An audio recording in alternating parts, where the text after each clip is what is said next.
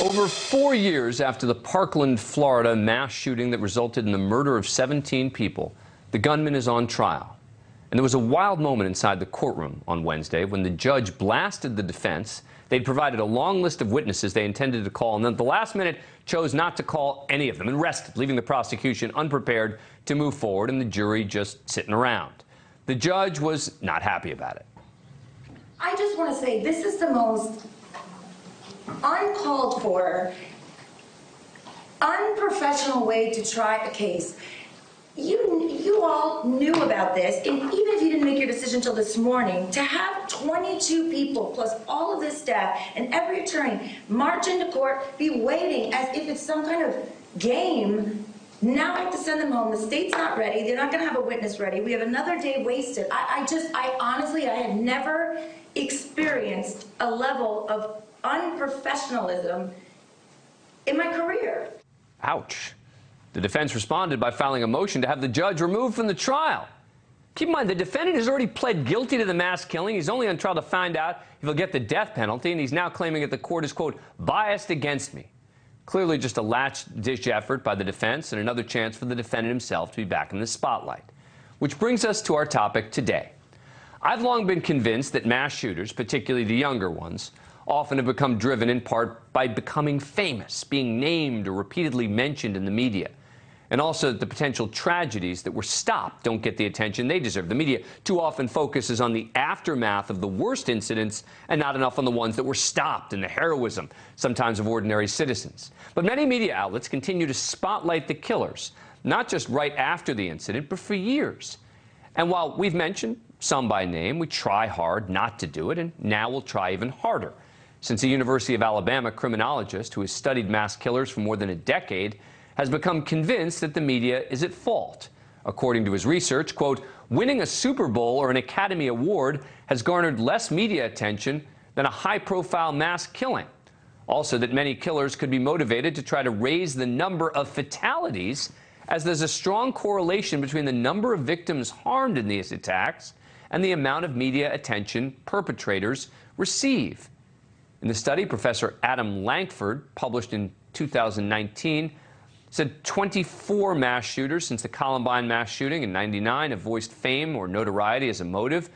Fame seekers tend to have more than double the body counts, and many hope to kill past records. The best thing would be if, major media companies came out and said, we're no longer going to publish the names or faces of mass shooters. And then the next time a mass shooting happens, which it will, they stuck to that, right? That would send a powerful message. And the mass shooters, I think, would start to learn that they can't be rewarded in the way they were in the past.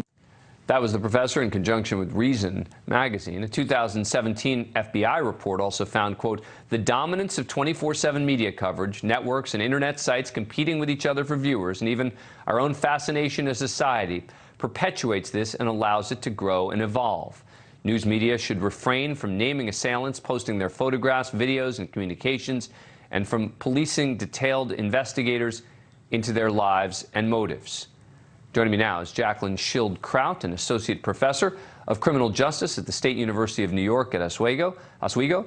She has also studied this issue closely. Thanks very much for coming on the program. Appreciate it. All right, so what do you make of these findings? They're not surprising. I mean, it's not even that the data need to tell us that these individuals are fame-seeking. They're telling us themselves.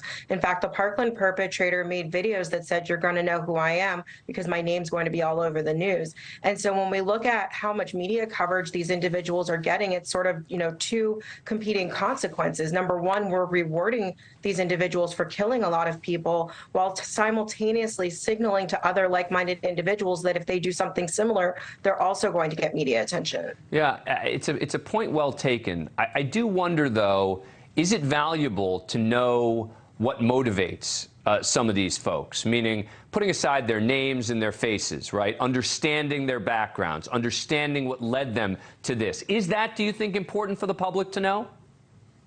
Absolutely. We know that one of the things that is consistent among perpetrators is that they leak their intentions in advance, meaning that they're basically telling anybody and everybody who will listen what they're planning to do. So certainly understanding that information and educating the public about what that looks like is incredibly important, but we don't actually have to attach their name to be able to do that exact same analysis. Yeah, and that's why I've made the point previously on this show that I don't think that the ones that are stopped get enough attention, meaning the people who actually recognize the red flags before it happens, right? So the police then go in and they stop it.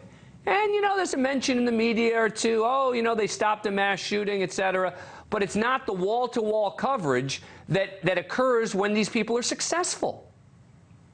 Yeah, absolutely. We definitely don't hear enough about the ones that are stopped. And the reason that they're stopped is literally because people have information and come forward, and then somebody with that information, like law enforcement, does something. Unfortunately, we have seen cases where people have tried to do the right thing and bring information forward, and it hasn't been stopped. Parkland is a perfect example of that. But we don't celebrate the victories. We focus on the losses. And, certainly there is a place for the conversation about, the victims and the heroes and the survivors. We should be honoring them, but we also need to learn from the tragedies about how we can stop more of them.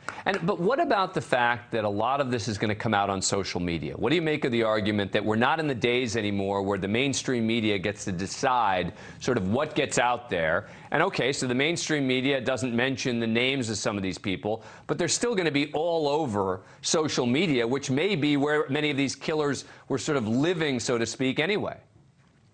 Yeah, it's such a challenge. Of course, we know social media can, kind of take off like wildfire, and also that the perpetrators have figured out ways in which they can harness the social media power to their advantage. I think it becomes on us as consumers what we are and are not willing to share, what we are and are not willing to view. And so I think, the same way if we don't want to watch something on TV, we just change the channel or turn it off. We have to decide what we're willing to consume and what we're willing to perpetuate. And that does put responsibility on us. And maybe scold people who are sharing, right? I mean, scold your friend who's sending out the names. Scold the place. Shame them publicly, I guess, is part of the goal. Look, as I mentioned before, I want to be straight with my viewers. Look, I have mentioned names, but I try not to.